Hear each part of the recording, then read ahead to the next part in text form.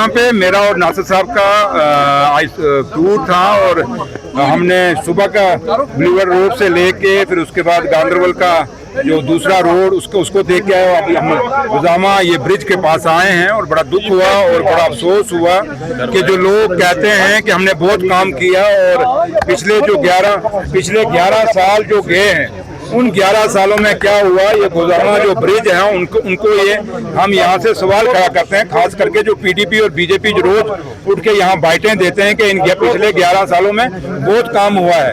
अगर बहुत काम हुआ है तो ये 14 साल से ये ब्रिज नहीं बना आज तक। लेकिन आज मैंने और नासिर साहब ने जब देखा, मैंने अपने इंजीनियर्स को कह दिया है और ये बहुत जल्दी इसका, क्योंकि एडमिनिस्ट्रेटिव अप्रूवल ही नहीं है, चलो ब्रिज तो ना बनाती पीडीपी यहाँ पे, कम से कम इसका एडमिनिस्ट्रेटिव अप्रूवल तो दे देती। वो एडमिनिस्ट्रेटिव अप्रूवल भी नहीं है। वो अप्रूवल देने में क्या था पीपल्स डेमोक्रेटिक पार्टी को, जो बातें कर रहे हैं और रोज ट्वीट करते हैं और ताने देते हैं, सब कुछ पूछते हैं, हमें सवाल पूछते हैं, हम उनको सवाल पूछते हैं, बताओ भैया ये पुल क्यों नहीं बना। और आज मैं अपने ऑफिसरों को कह चला हूँ और बहुत जल्दी यहाँ पे ये ब्रिज का मैं काम शुरू, क्योंकि एडमिनिस्ट्रेटिव अप्रूवल है, अगर अप्रूवल होता तो मैं कल ये काम शुरू करा देता। लेकिन अब क्योंकि अप्रूवल नहीं है, एडमिनिस्ट्रेटिव अप्रूवल नहीं है, हम जाके सेक्रेटरीट में मैं इनको फाइल मांगी है और अप्रूवल लेके जल्दी इसका काम शुरू करेंगे। क्योंकि ये मेरे लीडर की कॉन्स्टिट्यूंसी है, उमर साहब की कॉन्स्टिट्यूंसी है गांधरबल, तो लिहाजा जो दूसरा जो एक दो सड़कों को इन्होंने बताया टूटी है, उनका भी मैंने कह दिया कि उसको मैक्सिमाइज कर दो। और किश्ती की बात इन्होंने कही कि पीडब्ल्यूडी यहाँ किश्ती चलाती है, जो पहले चलाती थी अब बंद की है काफ़ी सालों से, ये कहीं पीडीपी के दौर में बंद हुई थी किश्ती। तो मैंने आज इनको कह दिया अपने इंजीनियर्स को और इन्होंने मुझे वादा किया है कि शनिवार तक इस किश्ती को हम दोबारा चला देंगे। लेकिन मैंने और नासिर साहब ने उनको डायरेक्शन दे दिया, हमने कह दिया है कि पूरी सेफ्टी वगैरह देख के उसके बाद किश्ती इनकी चला दीजिए, क्योंकि आम लोग हैं, इनको ज़रूरत है। तो लिहाजा मकसद एक ही है टूर का कि जो वादे हमने किए हैं, उमर अब्दुल्ला सरकार ने जो वादे करके यहाँ बनी है जम्मू कश्मीर में, जो मैनिफेस्टो हमारा था जिसमें हमारे कायदे सानी डॉक्टर फारूक अब्दुल्ला साहब जो पार्टी के प्रेसिडेंट हैं और उमर साहब जो हमारे लीडर और जम्मू कश्मीर के मुख्यमंत्री हैं, वो एक एक वादा हम निभाएंगे। सिर्फ है कि अभी हमें 10 महीने हुए हैं और इन 10 महीनों में हम कहें कि बड़ा कोई चेंज होगा, वो बड़ा टाइम लगता है। और दूसरा, आज सबसे बड़ी बदकिस्मती है जम्मू कश्मीर में उमर अब्दुल्ला सरकार की कि हम स्टेट में नहीं है, यूटी में है। और आज 2 सरकारें यहाँ चल रही हैं। एक वो सरकार है जो सिलेक्टेड है, नॉमिनेटेड है, और एक सरकार वो है जिसको लोगों ने चुन के भेजा, आप लोगों ने चुन के भेजा है। तो उमर अब्दुल्ला सरकार को लोगों ने चुन के भेजा है।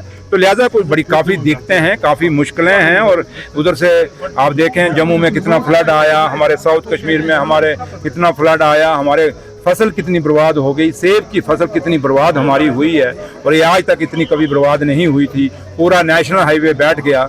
वो जो पीछे यहाँ एलओपी साहब घूम रहा है रोज कश्मीर में, उसको पूछो भैया ये नेशनल हाईवे आपने बनाया, ये तो उमर अब्दुल्ला सरकार के अंडर नहीं आता।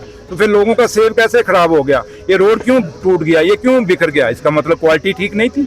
तो लिहाजा काफ़ी सारे सवाल जो खड़े होते हैं इस बीजेपी और पीडीपी के, जो आज रोज बातें करते हैं, तो लिहाजा उनको आप सवाल पूछिए, उनको कहिए नेशनल कॉन्फ्रेंस को तो वो टूटी हुई स्टेट मिली है जो पीडीपी और बीजेपी ने तोड़ी है। और इसकी आज स्टेट टूटी तो इसकी जिम्मेवार पीडीपी है। अगर हमारा स्पेशल स्टेटस टूटा तो इसकी जिम्मेवार पीडीपी है। और इस टूटे फूटे माहौल में हमें सरकार मिली है। लेकिन मेरा लीडर उमर अब्दुल्ला साहब आप लोगों के सहयोग से और पब्लिक की मदद से पूरी मेहनत कर रहे हैं। और कई लोग हमें बड़े ताने मारते हैं और कई कहते हैं रिज़ाइन करने के लिए। उनको ये मैं कहना चाहूँगा, भैया हम रिज़ाइन करने वालों में से नहीं, हमें लोगों ने चुन के भेजा है। हम उनमें से नहीं कि पीठ दिखाएंगे, हम मुकाबला करेंगे, आपका सीधा आमने सामने मुकाबला करेंगे। जो लोग जम्मू कश्मीर को ख़राब करना चाहते हैं या जम्मू कश्मीर को जिन्होंने स्टेट तोड़ी और स्पेशल स्टेटस तोड़ा, उन लोगों का मुकाबला करेंगे, हम उनमें से नहीं। और लोगों के आप लोगों के लिए और लोगों के जो काम हैं उन कामों के लिए जदोजहद करेंगे। और इन 5 साल बाद जब दोबारा इलेक्शन में उतरेंगे